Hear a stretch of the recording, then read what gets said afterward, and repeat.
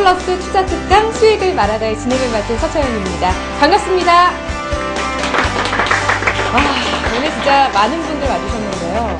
저도 요즘에 이 주식 공부 한번 제대로 해보겠다고 방송도 정말 많이 보고 공부 많이 하고 있거든요.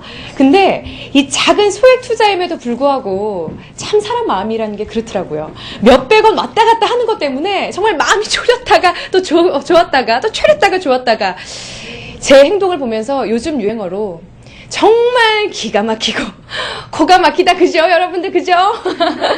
네, 이런 반응 정말 좋습니다.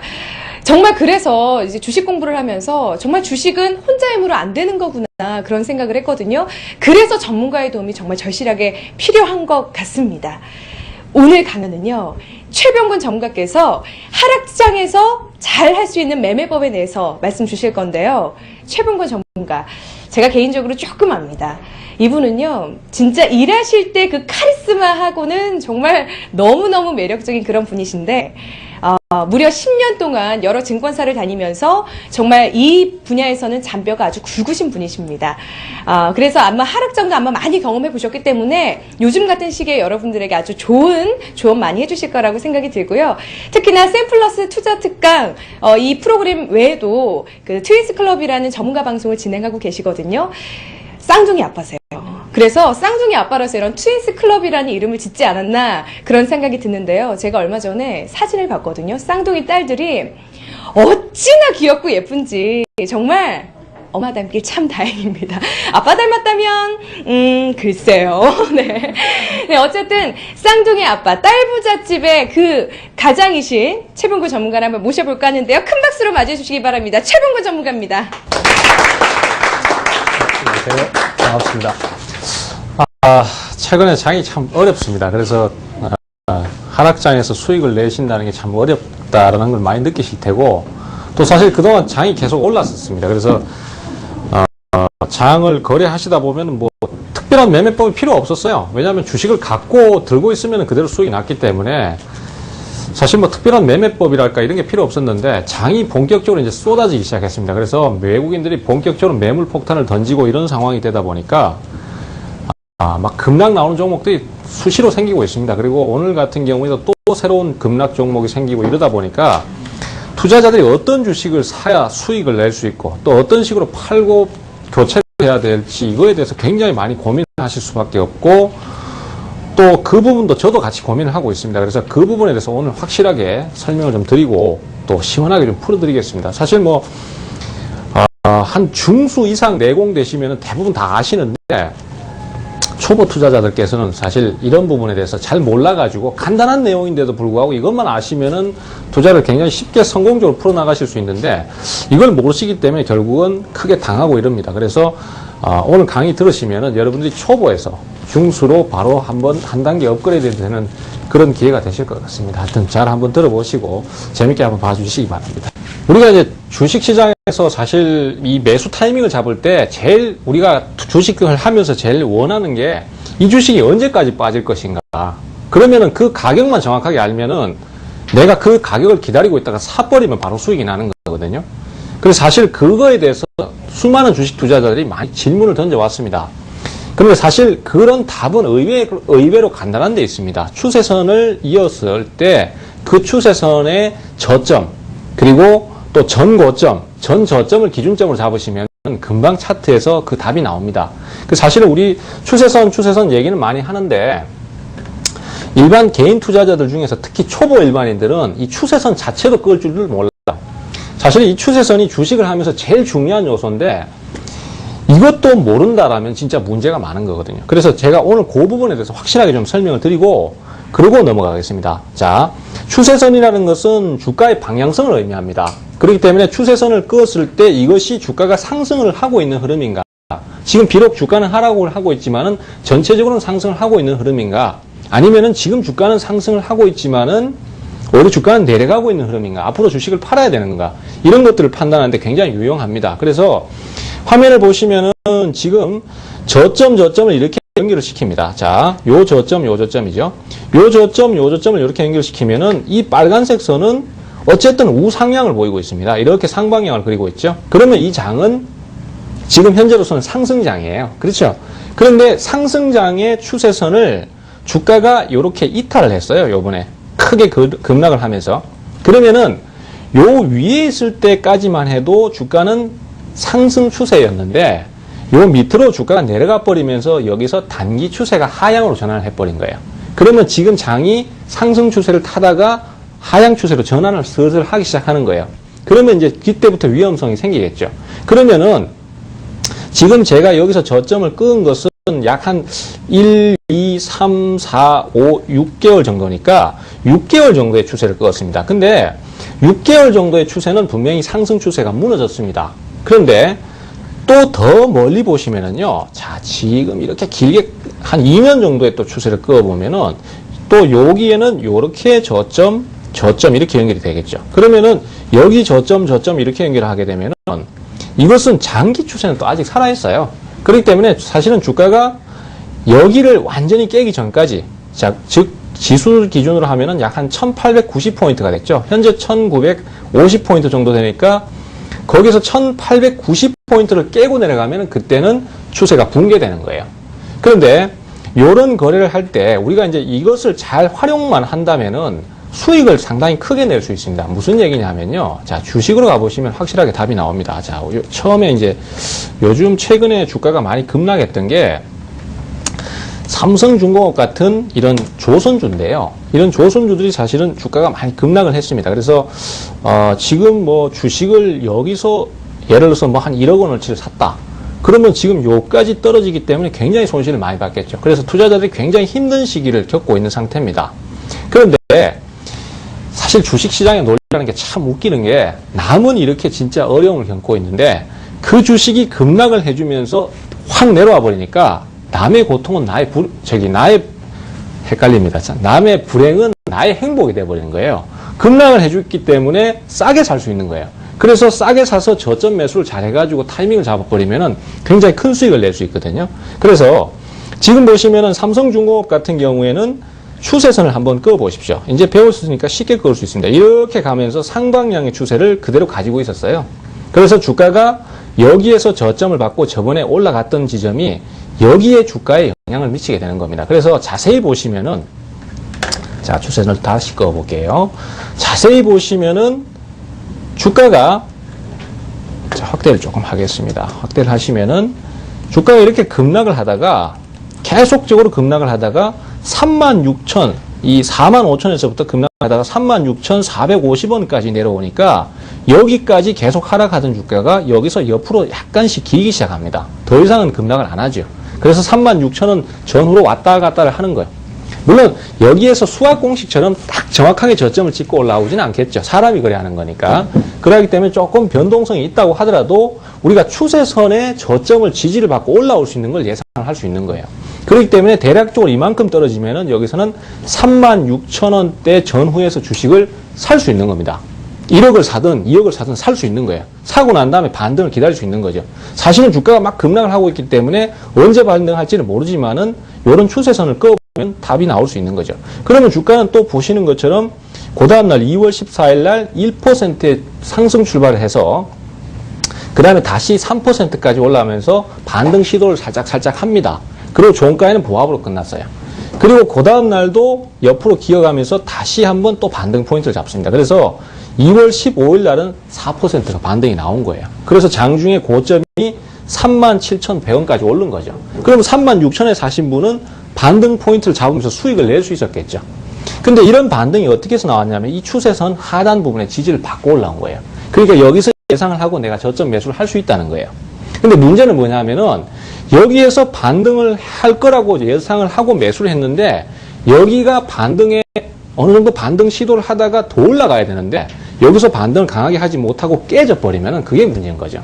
그렇게 되면은 그 다음에는 이 종목이 다시 한번 또 이탈이 나오는 거기 때문에 사실은 거기서 또 손해를 보게 됩니다. 그렇기 때문에 일단은 반등을 예상하고 돌려 세울 것으로 예상을 했는데 반등이 시원찮게 좀 나오는 척 하다가도 좀 시원찮아지면은 이렇게 다시 깨고 내려갈 수 있는 거예요. 자, 보시는 것처럼 이렇게 내려가 버릴 수 있는 거예요. 여기를 다시 깨고 내려가면은, 그래서 추세선에서 저점 찍었던 요 지점을 다시 깨고 내려가면 일단 손절매를 해야 되는 거예요. 그리고는 주가는 어쨌든 더 떨어졌기 때문에 또 여기서 이만큼 떨어지면서 어쨌든 저가 메리트를 또 가지잖아요. 그럼 다음 지지라인을 찾아야 돼요. 여기서 일단 반등에 실패하면은 결국은 어디서 반등 포인트를 잡게 되냐면은 주가는 과거에 했던 그름을 반복하는 경향이 있습니다. 그렇기 때문에 예전에 저항을 받았던 요 지점, 자, 전 고점이죠. 요 가격대. 그 다음에 또 거기가 무너지면은 또 요 지점, 전 저점대. 그러면 32,500원이나 35,000원권에서 지지를 받을 수 있는 거예요. 만약 여기가 깨지면은. 근데 반등이 시원찮으면 결국 거기가 깨질 것이다라고 중수 이상 내용 되시면은 벌써 내용을 아십니다. 근데 우리는 이제 초보 기준에서 볼 때는 저희가 깨지면은 일단 팔고 밑에서 다시 잡자 이런 식으로 계산을 할 수 있는 거죠. 자, 주가가 어떻게 진행하는지 한번 볼까요? 이렇게 깨져버립니다. 왕창 무너져 버려요. 이때도 외국인들이 엄청나게 주식을 팔았어요. 그래서 결국은 이 자리가 무너져 버린 거예요. 그러면 주가는 더 내려오기 때문에 더 싸게 살 수 있는데 거기서 굳이 연연할 필요가 없는 거죠. 그러면은 결국은 이 종목은 한번 무너졌기 때문에 최소한 여기까지는 그냥 내려오는 거예요. 그러면은 고점 대비해서도 주가는 30%가 하락을 한 상태에서 멈출 것이다라고 예상이 되는 거예요. 이런 예상을 할 수 있는 것이 결국은 여기에 주가가 여기에서 영향을 미치는 겁니다. 그렇기 때문에 우리가 하락장에서는 종목이 특히 잘 빠집니다. 그렇기 때문에 그 기준을 잡아서 저쯤에서 예상 저점 매수를 하면은 먹을 수 있다는 거예요. 그러면 사자마자 먹는다는 거예요. 쉽게 말하자면 초보도 배우기만 하면 사자마자 먹는다. 자, 과연 주가는 보시는 것처럼 이렇게 떨어져 버립니다. 자, 이날도 2월 16일 날도 4%가 넘게 하락을 했고요. 또 이날도 보시는 것처럼 2월 17일 날도 장중에 32,400원까지 저가를 형성시키면서 떨어집니다. 자, 그러면은 투자자는 어떻게 했습니까? 1억을 투자한 사람은 3천만 원을 벌써 날렸죠. 고점에서 사신 분은. 그리고 신용을 쓰신 분은 여기서 신용을 2.5배까지 쓸 수 있기 때문에 벌써 깡통 근처까지 갑니다. 계좌가. 공포에 시달려요. 투자자들은 여기서 떨어지기 시작하기 때문에 한번 반등 시도를 하다가 또 떨어지기 때문에 결국은 저기서는 공포에 시달리기 때문에 주식을 던지게 됩니다. 손실매를 결국 하게 되죠. 엄청난 손실을 안고. 근데 이 방법을 배워놓으면은 일단 깨고 내려갈 때는 미리 팔아버리고 이 자리에서 다시 잡을 수 있는 거죠. 자, 주가는 어차피 여기서 바닥을 짚을 것으로 예상이 되니까 공포를 극복하고 32,500원쯤에서 주식을 받아 들어갑니다. 사모으죠. 간단한 내용이에요. 어려울 거 하나도 없습니다. 이해 쉽게 가시죠? 전 저점 기준으로 해서 여기서 잡아 들어가면 되는 거예요. 근데 이렇게 공포를 극복하고 잡아가면은 어떻게 진행이 나오냐면요. 자, 보세요. 이렇게 튀어 올라가 버립니다. 주가는.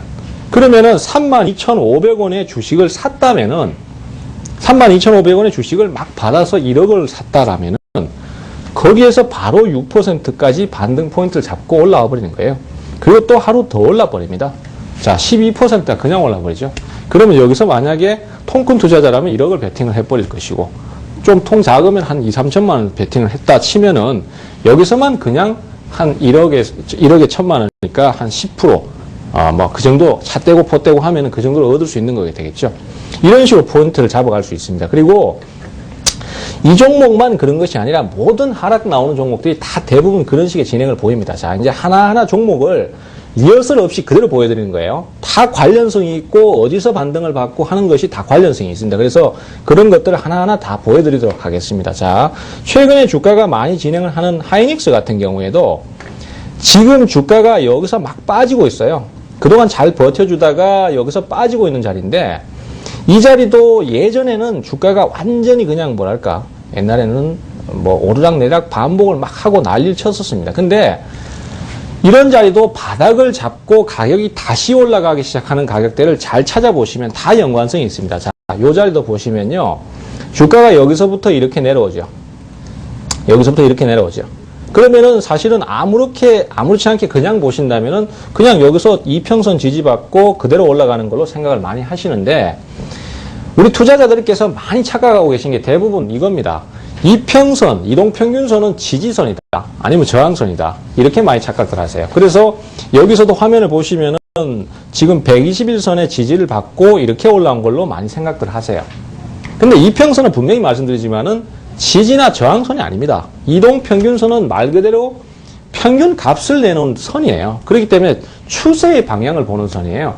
그래서 그것은 이평선 자체는 저항이 되거나 지지가 되는 선이 아니라 우연히 그렇게 맞아떨어진 것 뿐이에요. 심지어 어떤 전문가들은 이동평균선을 차트 안에서 막 10개든 20개든 막 넣어가지고 24일선도 만들고 그 다음에 뭐 66일선도 만들고 이래가지고 합리화를 시키던데 그게 아닙니다. 우리가 흔히 쓰는 5일선, 21선, 60일선, 120일선은 말 그대로 기간적인 부분을 쪼개는 것 뿐이에요. 5일선은 일주일 거래가 5일이니까 일주일간의 평균치를 보겠다는 거고 21선은 한 달에 거래일 수가 20이니까 한 달 평균을 보겠다는 거고 60일은 석 달을 보겠다는 거예요. 그리고 120일은 6개월을 보겠다는 거니까 사실은 그것은 6개월간의 방향성이라든지 이런 것들을 보는 것이지 그것이 이평선이 지지라인, 저항라인이 아닙니다. 그러면은 이 하이닉스 같은 경우에도 얼른 보시기에는 얘 121선의 지지를 받고 올라온 것처럼 이렇게 생각을 하실 수 있는데 그렇게 쉽게 생각을 하실 수 있지만 실제로는 사실은 여기에 전 고점 저항을 받았던 이 지점이 결국은 지지라인이 돼서 지금 주가에 영향을 미치는 겁니다. 그렇기 때문에 여기서 더 이상 빠지지 않고 결국은 여기서 매수를 했을 때, 즉 21,000원에서 매수를 했을 때 그것이 결국은 수익을 주게 되는 방법이 되는 거죠. 자, 과거에 또 다른 흐름도 한번 보시겠습니다. 뭐 다들 주가가 빠질 때는 급락 나오면 공포에 질리는데 대부분의 주가들은 그런 식으로 바닥을 잡고 돌아서게 됩니다. 자, 지금 여기에서도 보시면요. 종목들을 쭉 보시면은 이런데도 그런 흐름이 그대로 나오죠. 자, 지금 여기서도 보시면은 하락장을 맞이하니까 이 종목이 이렇게 급락을 해버립니다. 자, 주가가 쭉쭉쭉 빠지는데 여기에서도 보시면은 결국은 바닥을 잡고 돌아서는 가격이 이 전 고점의 지지라인을 형성하면서 여기서 왔다리 갔다리 하다가 반등 포인트를 잡고 올라오는 거예요. 쉽습니다. 어려울 거 하나도 없어요. 자, 다른 종목도 한번 보시겠습니다. 최근에 주가가 많이 움직였던 SK 같은 경우에도 우리 투자자들께서 단기 대응을 가시든 중기 대응을 가시든 다 마찬가지예요. 자, 지금 보시면 이 SK 같은 경우에도 주가가 여기에서 이렇게 급등을 한번 했습니다. 그리고 다시 한번 급락세를 타면서 여기서 15%를 그냥 빠졌어요. 자, 요거를 좀 자세하게 한번 보시겠습니다. 보시면은 여기까지 주가가 계속 하락세를 타고 가지고 있는 투자자들은 참 초조할 수밖에 없습니다. 계속 빠지니까 어디까지 빠질 것인가, 언제 반등이 나올 것인가, 이거에 대해서 고민을 할 수밖에 없는데, 자, 이 종목도 보시면은요, 이제는 어느 정도 대충 예상이 가실 거예요. 여기 쭉 내려오면 반등 잡고 도는 거예요. 쉽게 이해 가시죠? 어려울 거 하나도 없습니다. 여기쯤 내려오면 이 가격이 얼마쯤이냐 하면은 14만 3천 원이에요. 주가가 17만 2,500원에서 떨어지다가 14만 3천 원쯤 내려오면은 여기서는 주식을 받아 매수할 수 있는 거예요. 왜? 이렇게 기준점이 생기니까 이 주가가 이 앞전에 저항을 받고 못 넘어갔던 이 가격이 지금 지지라인이 되는 거예요. 그리고 그 가격을 결국 넘어갔기 때문에 지금 결국 영향을 미치게 되는 거고. 자, 보시는 것처럼 장중에 주가는 2월 14일 날 시초가가 14만 9천 원으로 형성돼서요. 저가가 결국 화면이 보시면은 14만 3천 원으로 저점을 찍고 마이너스 4%에서 돌려 세우죠. 돌아섭니다. 그리고 그 다음 날 다시 한번 주가가 올라 버리죠. 자, 결국은 여기서 결국 5% 정도 추가 상승이 나오는데 그러면 마이너스 4%에서 주식을 사가지고 장중 5%까지 추가 상승했을 때 거기에서만 단타를 했어도 9% 정도 수익이 나오는 거죠. SK 가지고도 충분히 타이밍 잡을 수 있습니다. 자, 이렇게 타이밍을 잡고 수익을 냈는데 얘가 또 여기를 올라가다가 다시 빠지면서 장이 폭락을 하면서 또 내려가요. 그리고 여기를 깨려고 합니다. 이 14만 3천 원을. 만약에 여기가 깨져버리면은 다음 지지라인은 어디겠습니까? 다음 지지라인은 앞에서 발생했던 새로운 저점. 가격이 옛날에 여기 보시면 여기서 주가가 내려오다가 저점을 찍고 올라섰잖아요. 그러면 여기가 또 다시 지지라인이 형성이 되는 거예요. 만약에 여기가 깨지면은 어디까지 내려오냐면은 13만 원대 초반까지 내려오면 되는 거예요. 그럼 거기서 주식이 또 확 쏟아지면은 받아 들어가시면 되고, 아니면은 거기까지 안 오더라도 여기쯤에서 주가가 형성이 되면서 저점을 받을 것 같으면은 여기서 또 지지라인을 찾으시면 되는 거예요. 자, 보십시오. 주가는 여기서 찍고 다시 올라오죠. 자, 지금까지 이렇게 진행을 하고 있습니다. 물론 뭐 아직까지 시장이 상황이 좋아지지는 못하기 때문에 저 자리를 완전히 지켜내면서 확 반등 포인트를 잡고 있지는 못하지만은 결국은 반등 포인트를 잡고 돌아서는 거죠. 자, 과거의 종목들 중에서 그런 케이스들이 참 많습니다. 자, STX를 한번 볼까요?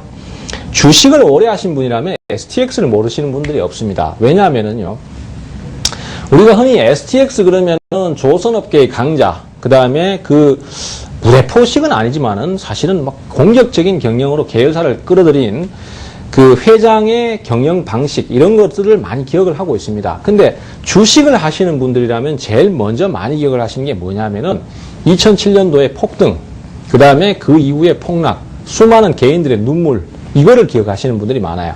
그래서 그때 상황을 한번 보겠습니다. 자, 2007년도에 이 STX 주식은 단연코 스타였습니다. 지금 이 종목은 약 한 29,600원, 3만원대 전후로 왔다 갔다 하고 있는데, 과거 2007년도 리만 브러더스 사태 이전에 조선 업종들이 크게 상승세를 타고 분위기가 좋을 때는 주가가 한때 14만 3천원까지 갔어요. 사실 이렇게 갈 수도 없는 주식인데 이 주식을 갖고 기관들이 장난을 친 거죠, 사실은. 그래서 엄청나게 고평가를 시키면서 개인들의 피눈물을 만들어낸 주식인데요. 자, 이 종목도 한번 잘 보세요. 우리 투자자들께서 사실은 이때 얼마나 열광을 많이 했냐면은 이 종목은 여기 2007년도 10월 1일 날 주가가 7만 원을 찍고 있었습니다. 자, 그런데 이 대형주가 한순간에 주가가 상승세를 타면서 한 달 만에 이 주식이 14만 3천 원까지 2배로 올랐어요. 그러니까 즉 여기에 무리하게 베팅을 하지 않더라도 내가 5천만 원을 투자했으면 바로 1억이 되는 거고 1억을 투자했으면 2억이 되는 거예요. 그러니까 투자자들이 눈이 휙 뒤집히는 거예요. 사실은 옛날에 이렇게 주가를 상승시키려면 테마주밖에 없었거든요. 테마주는 시가총액이 적고 덩치가 작으니까 그렇게 2배, 3배씩 올라가는데 이런 대형주 시가총액이 조 단위를 넘는 이런 종목들이 그렇게 2배를 올라간다는 거는 투자자들한테는 완전 신천지나 다름없었습니다. 하지만 일각에서는 너무 PER이 높다.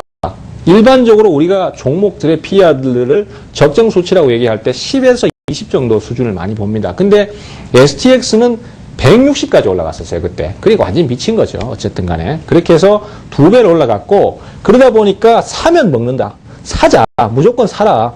돈 빌려와서라도 사라. 그런 분위기가 막 팽배를 했습니다. 그래서 그때 러시엔, 이게 한참 명을 하면서 돈을 막 빌려왔어요. 빌려와서 주식을 사고 그랬었어요.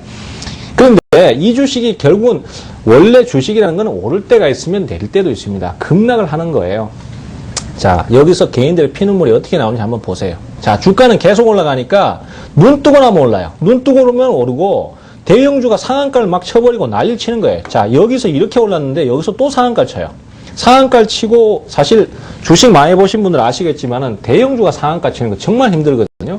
근데 막 상한가를 치는 거예요. 그리고 또 그 다음 날도 또 급등 나오고 이런 식으로 막 가는 거예요.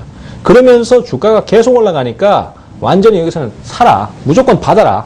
내려오면 올라가 버리고 내려오면 올라가 버리고 하니까 무조건 받아 이렇게 됐는데 그런 주가가 어느새 달도 차면 기울고 어려운 말 쓰려니까 힘든데 달도 차면 기울고 꽃도 화무 11홍이라고 꽃도 열을 못 넘기지 않습니까? 아무리 아름다운 꽃도. 그래서 결국은 거기서 떨어지기 시작했어요. 그래서 급락을 하기 시작했는데 자, 한번 떨어져서 장중에 10%를 하락하고 7%를 종가로 끝냈습니다. 장중에 10% 빠졌다가 종가엔 7% 마이너스로 끝났어요. 그리고 여기에서 다시 한번 또 급락을 해서 하한가를 맞았어요. 자, 1억을 투자한 투자자는 벌써 지금 눈이 뒤집힙니다. 왜냐하면 벌써 주식은 25%가 빠졌어요. 2억 2,500만 원이 날아가 버린 거예요. 자, 내가 돈을 빌려와서 옆집 철수 엄마도 주식에서 1억 벌었다 그러고 옆집 영희 엄마도 펀드 넣어가지고 1억 벌었다 그러니까 여보 우리도 주식 한번 합시다. 펀드 넣읍시다. 적금 깹시다. 해가지고 산 게 전부 이거예요. 근데 사자마자 지금 25% 손실 본 거예요. 그러니까 거기서 지금 당황을 한 거예요. 투자자들이. 대량 거래가 장난이 아닙니다. 이렇게 거래가 터지면서 깨집니다. 그리고 또 그 다음날 반등하겠지. 밤을 거의 뜬으로 샜어요. 그리고 반등하겠지 했는데 그 다음날 또 이렇게 떨어져 버린 거예요. 완전 이 상태 같으면 거의 패닉이에요. 주식이. 패닉이에요. 패닉. 이 상태 같으면 어떻게 대응을 할 수 있는 방법론이 없는 거예요. 자, 근데 우리가 이 방법, 지금 말씀드린 전고점, 전저점, 추세선, 하단 부분, 이거에 대한 매수 방법만 배웠다면 어디쯤에서 반등이 나올 것이다라는 거는 대충 감을 잡는 거예요. 자, 우리 투자자들께서 만약에 이 종목이 손실을 이렇게 보고 있다고 치더라도, 자, 아까 말씀드린 기준대로 말씀을 드리자면은 얘는 여기서 반전이 나옵니다. 얘는 여기서 89,000원에서 9만원 요 선에서 반전 포인트를 잡을 가능성이 높아요. 이건 제가 사전에 지금 미리 보고 온 게 아니에요. 리허설을 한 게 아니라 그냥 보이는 대로 말씀드린 거예요. 여기서 단기간에 30% 이상 급락을 했고 전 고점을 못 넘어가던 이 가격을 여기서 거래를 터뜨리면서 넘어갔기 때문에 결국은 주가가 여기쯤에 있으면은 반등 포인트를 잡고 돌 가능성이 높은 거예요. 그러면은 이 가격에 도달하면은 질러야 돼요. 질러야 돼요. 급락을 했기 때문에 급반등이 나온 거거든요. 공을 탁 던지면 탁 튕겨 올라듯이 그런 식인 거예요. 그래서 여기서 주가가 어떻게 진행을 하는지 한번 봅시다. 자, 보세요. 장중에 이 캔들의 의미를 아시는 분들은 아시겠지만 장중에 시초가는 급락이 나왔기 때문에 2.7%로 갭 상승을 했습니다. 그러다가 장 시작하자마자 또 대기 매물이 쭉 나오면서 장중에 9%까지 그대로 밀어냈어요. 84,000원까지 빠졌죠. 90,000원까지가 저점 라인이라고 얘기를 했었는데 84,000원까지 떨어진 거예요. 그러면 투자자들은 거의 공포에 질립니다. 근데 우리 신규 매수자 입장에서는 90,000원에서 84,000원은 그렇게 큰 충격은 아니에요. 여기쯤에서는 사람이 거래하는 거기 때문에 딱 들어맞진 않아도 결국은 여기쯤에서는 반등이 한번 나온다라는 생각을 갖고 사는 거예요. 그렇기 때문에 결국은 저렇게 9%를 빠지는 종목이 나중에 종가의 1.7% 플러스로 반전을 시켜놓은 겁니다. 거래는 이렇게 대량 거래를 터뜨리면서 완전히 대량 거래가 터지면서 기존에 손실 본 투자자는 다 집어던지고 그거를 우리 같은 신규 투자자가 막 받아 들어간 거예요. 그래서 손바꿈이 발생하면서 대량 거래가 이렇게 터진 거예요. 자, 그 다음 주가 어떻게 되는지 한번 볼까요? 반등이 살짝 나오는 척 합니다. 살짝 나오는 척 해요. 근데 살짝 나온 게 6%예요. 워낙 변동성이 크니까. 그러다가 종가에는 보합으로 끝났어요. 자, 요 정도는 기다려줄 수 있어. 요 정도는 기다려줄 수 있어요. 한 번 더 기다려보는데 또 반등 안 나오면 요 종목 뭔가 수상하다는 거예요. 자, 또 주가가 93,000원에서 왔다리 갔다리 89,000원에서 10만원 왔다 갔다 수익 났다 손해 났다 수익 났다 손해 났다 이러는 거예요. 그렇지만 9만원에 매수를 했기 때문에 그렇게 손해는 아니에요. 종가가 93,000원이니까 한 3% 정도 수익이 났어요. 자, 다시 반등이 시원찮습니다. 아, 이건 뭔가 이상하다. 여기는 심상치 않다. 이거 잘못하면 여기서 쏟아져 버리면은 그대로 떨어지면서 어디까지 빠지게 되냐 하면은 여기까지 빠지죠. 여기까지.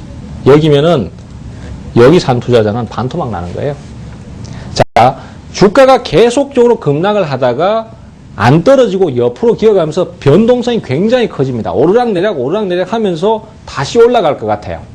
근데 앞서도 보여드렸지만은 반등이 빨리 안 나오면은 심상치 않은 거예요. 아니면은 반등이 안 나와서 저점을 다시 깨면은 이 9만원을 다시 깨고 내려가면은 대량 거래를 터뜨리면서 무조건 던져야 돼요. 하늘이 두 쪽마다 던져야 돼요. 저럴 때 못 던지면 죽습니다. 하락장 매매법은 그거예요.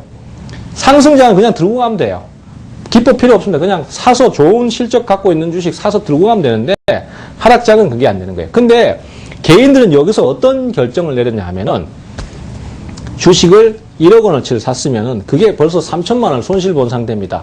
자, 여기서 쓸 수 있는 방법은 다른 게 없습니다. 신용을 끌어와가지고 내가 외상 거래를 하는 거예요. 1억을 전거금을 갖고 있으면 2억 5천만 원까지 살 수 있어요. 다 산 거예요. 물타기 다 해가지고 1억을 갖고 있는 사람이 2억 5천만 원의 총 물량을 늘린 거예요. 자, 그렇게 진행을 했는데 그렇게 사놓고 이제 기도만 하는 거죠. 물 떠놓고 비나이다 STX 내일 반등하게 해주십시오. 내일 반등하게 해주십시오. 하고 있는데 주가가 슬쩍 빠집니다. 자, 우리 기준이면 9만 원 다시 깨면 손절이죠. 종가 기준으로 9만 원을 깨고 내려갔으니까 손절이에요. 여기서 안 되는 거예요. 무조건 잘라야 돼요. 다음 기회 또 옵니다. 더 내려가서 옵니다. 이렇게 돼버린 거예요. 장중에 지금 12%까지 빠졌다가 7%까지 종가에 들어 올려놨습니다. 자, 여기서 또 투자자들은 단행을 합니다. 모험을 또 단행하죠. 아까 제가 이평선은 지지라인이 아니다라고 말씀드렸죠. 근데 지금 이평선들을 잘못 알고 있기 때문에 투자자들은 여기서 이게 지지라인인 줄 아는 거예요.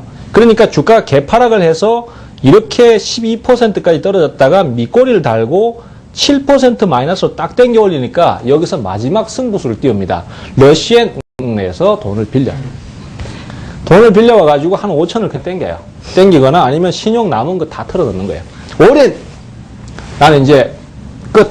여기서 이제 게임 오버. 나는 여기서 죽든지 아니든지 끝장이다.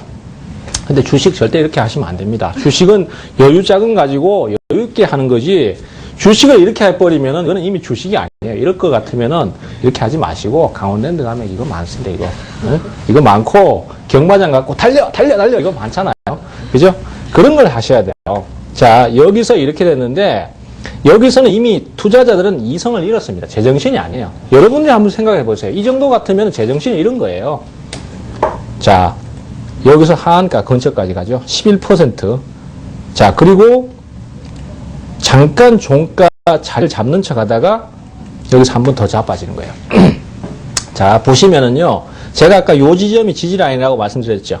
그러면 여기까지 내려오면 여기서는 이제 손실 볼 각오하고 질러야 돼요. 다시 베팅 포인트를 잡는 겁니다.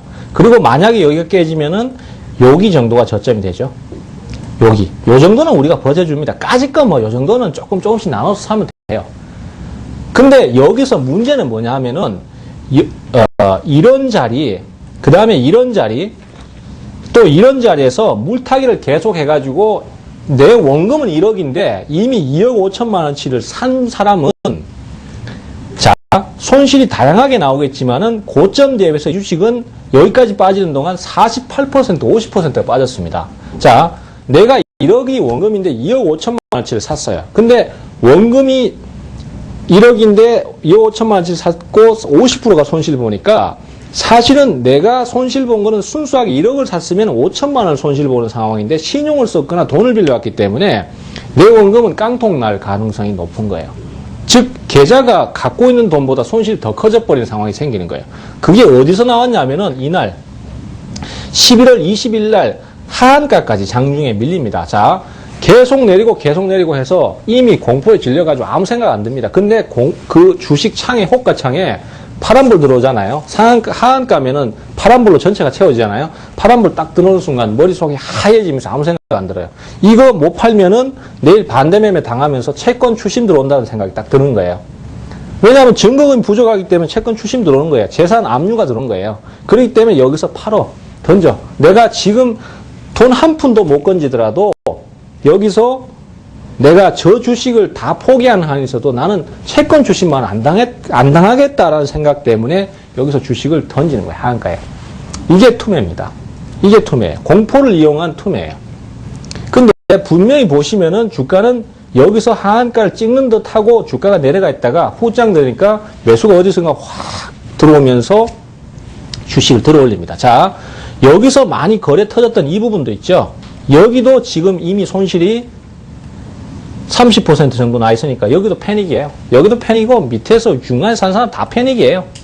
근데 던지고 다시 접근했다면은 여기는 우리가 이제 공포를 극복하고 살 수 있는 거죠. 자, 그 다음에 어떻게 진행을 하냐 보면은 여기서 결국은 많은 투자자들이 신용 물량 때문에 다 던졌어요. 다 손절 쳤어요. 이제는 주식이 올라가든 내려가든 나하고는 관계없는 일이에요. 근데 이 주식이 상한가를 치고 저점을 찍고 올라오는데 그 다음날 이게 상한가 쳐버려요. 여기서 상한가 쳤어요. 자, 들고 있어. 이거 난 몰라. 나 배째. 몰라. 이러면은 차라리 그게 회복은 시켜줍니다. 근데 거기서 던진 사람은 어떻게 됐냐면은 요즘 마포대교 3번 교각이 좋다더라.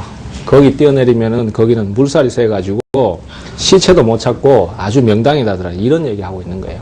주식을 이렇게 하면 안 돼요. 자, 그리고 또 한 번 더 보십시오. 또 상한가 쳐요. 이틀을 연속 상한가 쳤어요. 30%를 반등했는데 30%가 아닙니다. 저점에서부터는 얘가 45%를 올라온 거예요. 그러니까 자, 여기서 한 가지 주는 교훈은 뭐냐 하면은 일단 신용 쓰지 마세요. 주식은 신용 써서는 절대 돈 못 법니다.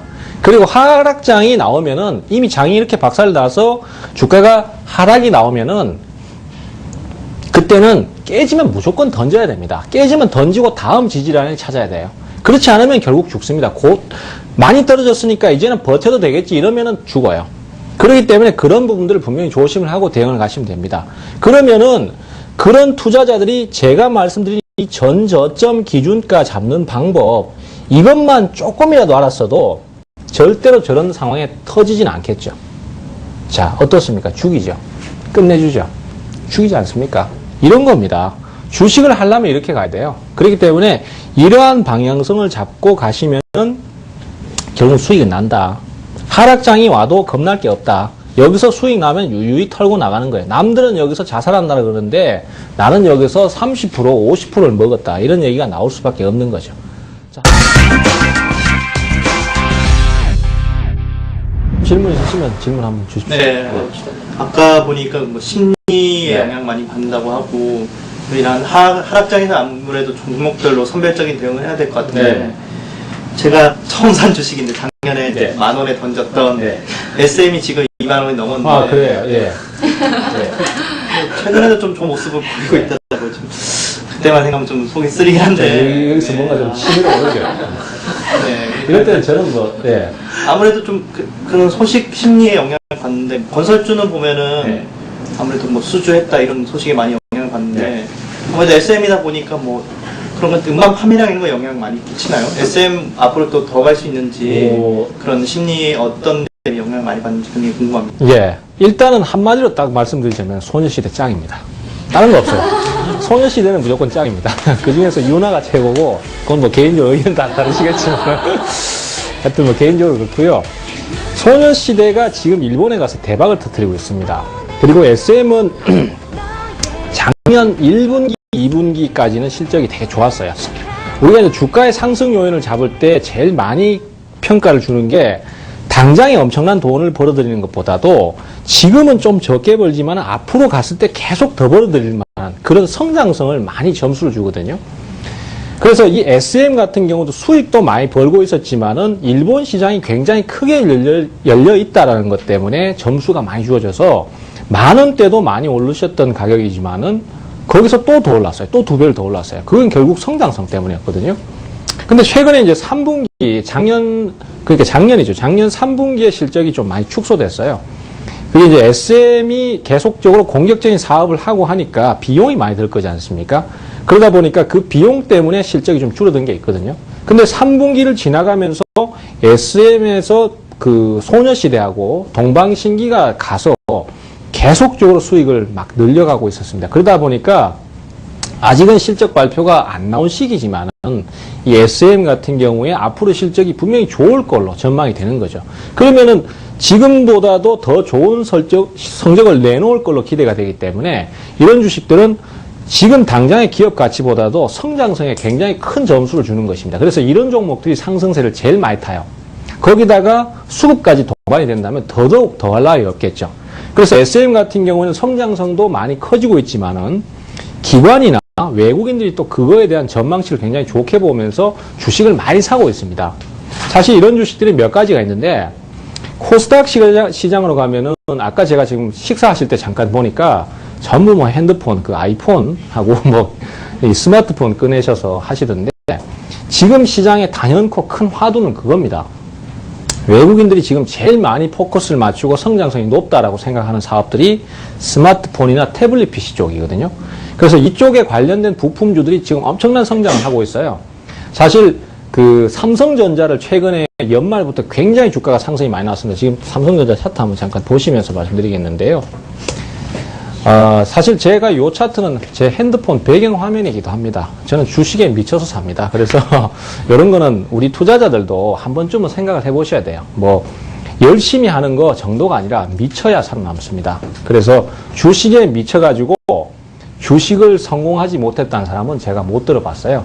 그 대신에 전부 다 본인 신세 한탄만 하고 상황이 나는 왜 이럴까 이렇게 하시는 분은 전부 다 실패하셨습니다. 저는 심지어 주식에 미쳐 살다 보니까 옛날에는 지금은 안 그런데 주식을 너무 생각하다 보니까요. 운전하고 가다가 중앙선을 넘어간지도 몰랐어요.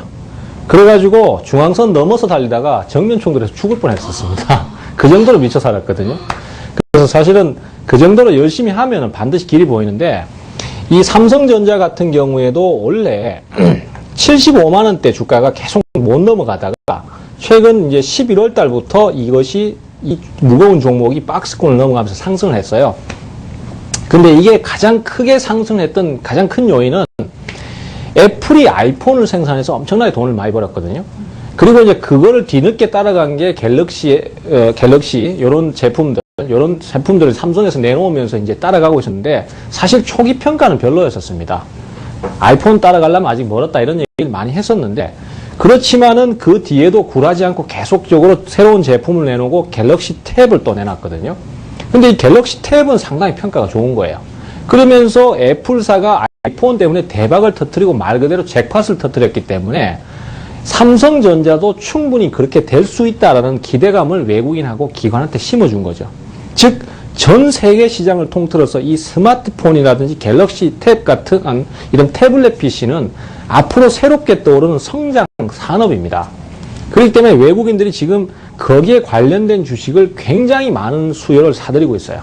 그래서 그런 종목들은 꾸준히 실적도 나오고 또 성장성도 굉장히 높을 걸로 예상이 되기 때문에 최근에 멜파스라든지 실리콘웍스라든지 또 이러한 주식들을 굉장히 많이 사들입니다. 그래서 우리 투자자분께서도 장이 지금 현재로서는 이렇지만은 앞으로 또 장세의 장을 얼마든지 갈 수도 있습니다. 그러면은 그때는 대세론적으로 내가 옛날에 유명했던 이런 업종들, 이런 떴던 업종들은 지금은 큰 수익을 줄 수가 없습니다. 한번 해먹었기 때문이죠.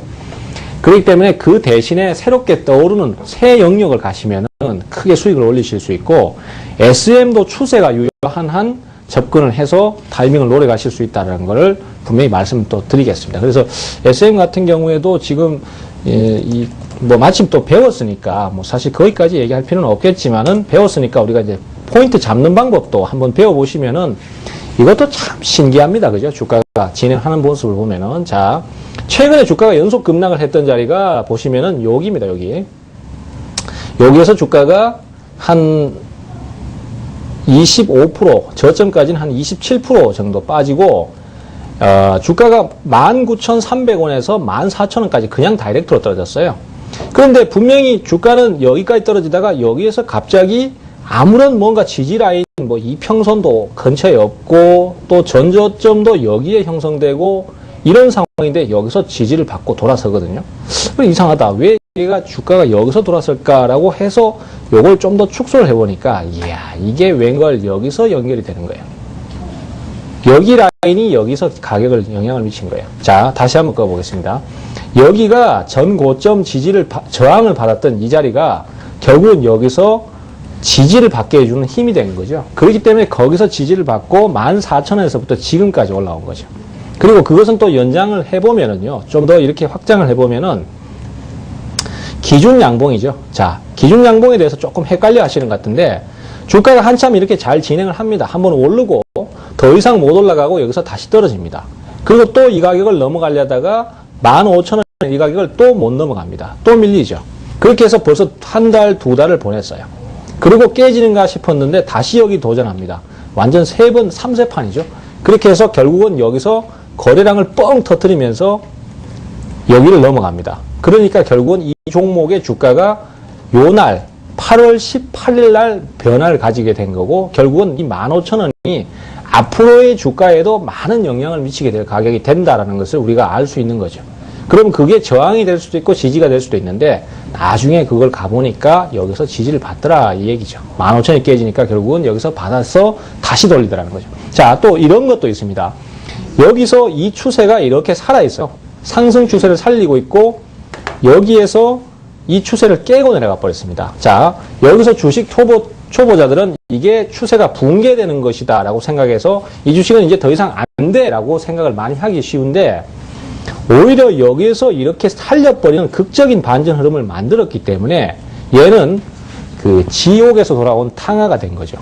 좀 표현이 조금 맞는지는 모르겠는데, 하여튼 지옥에서 살아 돌아온 부활하는 사람이 된 거죠. 그렇기 때문에 다시 한번 여기서 이런 흐름 때문에 결국은 고점을 넘어가고 추가 상승을 하는 그런 상황이 된 거고, 앞으로도 더 상승할 가능성이 높다, 이렇게 보시면 될 것 같아요. 자, 또 혹시 다른 질문 있으시면 질문 한번 주시고, 없으시면은 제가 시장에 대한 설명이나 종목에 대한 설명 한두 가지만 더 드리고 마무리 짓도록 하겠습니다. 자, 없으세요? 없으시면 제가 하나 더 보드리고 말씀드릴게요. 자, 지금 종합주가지수는 사실 기로에 놓여 있습니다. 추세가 사느냐 못 사느냐 여기가 문제가 돼버렸는데요. 요번에 결국은 리비아 사태가 어떻게 결판이 날지를 아직 아무도 모릅니다. 그리고 거기에 따라서 유가 상승도 지금 가파르게 나오고 있고요. 그래서 사실은 이런 상황에 경험이 없으신 분들은 지금 현재 상황을 굉장히 혼란스러워 하시는 게 사실입니다. 하지만은 과거에도 2003년도 이라크전이 발생을 했을 때도 결국은 미국이 이라크를 테러의 배후로 지목을 하면서 전쟁을 일으켰던데 그때도 단기적으로 유가가 상승하고 이런 폭락 사태가 나오고 이랬었지만은 결국은 바닥을 찍고 돌아섰어요. 결국 주식시장을 위협하는 외부적인 요건은 굉장히 많습니다. 뭐 전쟁이 날 때는 저도 그때 밤새워 가면서 뉴스 보고 해서 내일 시장 반등 좀 해셔라, 반등 좀 해셔라 이렇게 막 빌었던 기억도 나는데 지금도 아마 그렇게 비시는 분들이 많을 것 같아요. 지금 아마 제 생각에는 주식 거래하시는 분들이 많은 그 근처의 교회나 사찰이나 이런 쪽은 아마 좀 복잡할 것 같아요. 왜냐하면 전부 다 거기에 다 의존하거든. 그래서 사실은 그거보다는 냉정하게 판단을 하셔야 돼요. 냉정하게 판단하시고 냉정한 방향을 잡아가시는 게 중요한데 과거의 데이터를 살펴보면은 그런 외부적인 악재, 단기적인 외부 악재는 결국은 단기 충격으로 끝났다. 그래서 나중에는 그것이 오히려 그 저점 매수를 할 수 있는 굉장히 좋은 기회였다는 거죠. 사실 뭐 우리가 리만 브러스 악재가 발생했을 때 그때 주식시장이 그렇게 폭락을 했을 때 전부 다 주식을 팔아야 된다. 그리고 돈을 다 빼야 된다. 지금은 주식은 다 때려치우고 현금을 다 빼가지고 은행으로 가라. 은행 투자 그 이유를 비교해보고 은행이 어떤 게 좋은지 이쪽으로 가라. 이런 얘기를 할 때였거든요. 근데 사실은 그때가 돈을 제일 많이 벌어들일 수 있는 기회였고 IMF 때 그때 종합주가 지수가 200포인트대까지 떨어질 때도 결국은 그때가 제일 많이 돈을 벌 수 있는 기회였었습니다. 그렇기 때문에 지금도 사실 하나의 기회가 될 수 있어요. 그리고 이런 상황은 예전에도 발생했었습니다. 자, 화면 한번 보시면서 이제 마무리 짓겠습니다. 자, 2010년도에도요. 자, 지금보다도 좀 더 강력한 하락이 여기서 발생을 했었습니다. 그렇지만은 우리는 이제 두려울 게 없습니다. 왜? 우리가 이제 아주 간단한 내용이지만 굉장히 파워를 갖고 있는 전저점 매수법, 전고점 매수법, 추세선 매수법, 기준 양봉 매수법이라는 걸 알기 때문에 이때도 종합주가지수는 여기서 여기까지 11%를 폭락을 했고 12%죠. 그리고 종합주가지수가 12%를 빠지면 기본적으로 종목들은 30%씩 빠집니다. 그렇지만은 결국은 종합주가지수는 1550포인트를 찍고 거기서 또 V자 반등을 해서 팔아치우던 외국인이 일정 부분을 팔고 나니까 다시 사들이기 시작했다는 거죠. 아직까지 한국 시장은 매력이 없습니다. 그리고 정확하게 여기서 저점을 찍던 가격은 전부 다 약속된 듯이 전 저점 기준으로 해서 돌려 세웁니다. 그렇기 때문에 결국은 시장 자체를 이렇게 냉정하게만 본다라면은 더 이상 우리가 주식에 대해서 신에게 의지하지 않고 신은 니들 알아서 해라 이렇게 얘기를 하시는데 우리는 자꾸 신한테만 바란단 말이죠. 그죠? 신은 생명이라든지 이런 거에 좌지우지하는데 자꾸 주식에 매달린 것 같아요. 그래서 자꾸 그런 분들 보면 저는 답답해요. 이런 거 조금만 연습하고 연구하면 대부분 답 나오는데 그걸 굳이 그렇게 가셔야 되냐는 거죠. 그래서 이번에도 이런 식으로 저점을 찍고 그때 주식을 산 이 투자자들은 대박을 터뜨렸고 외국인들도 그때부터 다시 주식을 샀기 때문에 이번에도 여기에서 지지라인이 여기도 있고 또 여기에도 있기 때문에 이 기준을 맞춰서 투자를 하신다면은 결국은 남들이 못 잡는 기회를 여러분들은 잡으실 거고 그것은 결국 공부한 사람들이 얻어가는 수익이 될 겁니다. 제가 무방하고 무료 방송을 인터넷 방송에서 무료 방송을 많이 하고 합니다. 그럴 때도 제가 맨날 하는 소리가 그거예요. 사실 직접 얼굴 보고는 그런 얘기 못 하겠지만은 좀 공부 좀 하세요. 공부해서 남 줍니까? 맨날 이 얘기 하거든요.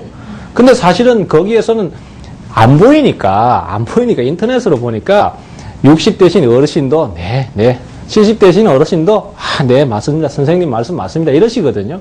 근데 사실 제가 직접 보면 그런 얘기 못 하지만은 틀린 얘기는 아닙니다. 맞는 얘기예요. 공부를 하는 만큼 얻어지는 것이고 그것이 결국은 수익을 내는 기름길이라는 걸 잊지 마시고 자신감을 갖고 과학적으로 투자를 하시면은 반드시 좋은 결과를 얻으실 거다라는 거 이 자리를 빌어서 다시 한번 말씀을 드리겠습니다. 자, 여기까지 강의는 오늘 마치도록 하겠습니다. 감사합니다.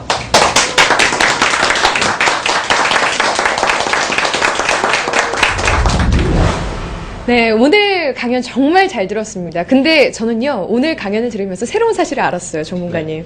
아니, 주식에 미쳐서 산다는 분이 소녀시대를 또 좋아하셨군요. 아까 소녀시대가 짱이에요 라고 말씀 주실 때, 그때만큼 그 눈빛이 강렬할 때 저는 처음 봤습니다. 네. 어쨌든 정말 유익한 시간이었고 많은 도움 되셨으리라 생각이 듭니다. 제가 오늘 강의를 좀 요약을 해보면요. 주가는 과거의 흐름을 반복하는 경향이 있기 때문에 이 하락장에서는 매수 시점을 좀 전고점이나 전저점을 노려라. 네. 그리고 두 번째는 기준 양봉과 기준 음봉을 노려라. 이런 말씀 주셨고요. 마지막에 이건 절 두고 하신 말씀 같아요. 공부해라. 공부해서 남주냐. 이런 말씀 주셨거든요. 제가 정말 가슴이 콕콕 찔리는 게 진짜 공부 열심히 해야겠다라는 생각 들었습니다. 정말 오늘 강연 정말 잘 들었고요. 여러분도 오늘 유익한 시간 되셨죠? 네.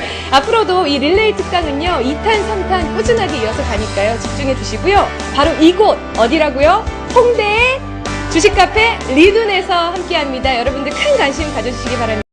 네, 그럼 오늘 강연 마치도록 하겠습니다. 지금까지 함께 해주신 많은 분들, 그리고 시청해주신 시청자 여러분 고맙습니다. 감사합니다.